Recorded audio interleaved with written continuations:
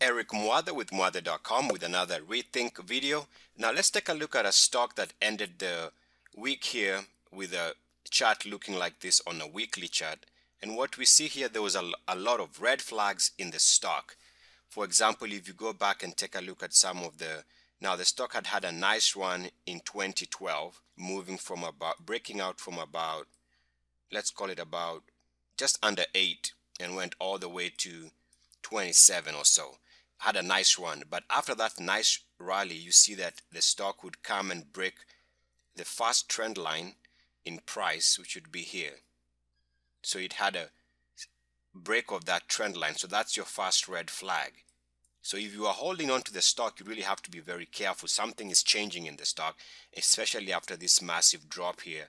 Stock is warning you about something because that takes the stock below the 10-week moving average for the first time in almost a year or so. Also take a look at how it would come again and break this major trend line here. It would break that trend line. Now that was another red flag in the stock. Now notice now it's even trading below the 33-week moving average, another red flag. Now notice that the stock has now had the 10-week moving average crossing below the 33-week moving average. That's your third flag. Okay, red flag. This is, they are really mounting. Now also notice that when the stock began moving, you had a positive crossover between the 10-week moving average and the 33-week moving average. Now you have the opposite here, the sell signal, which is a long-term sell signal, the 10-week moving average undercutting the 33-week moving average.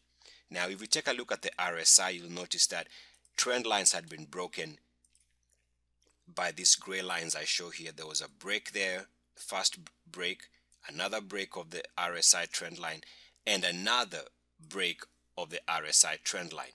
So the stock had come from about 26.5 and was trading at just above $16. But you can see massive drops to the downside here and here.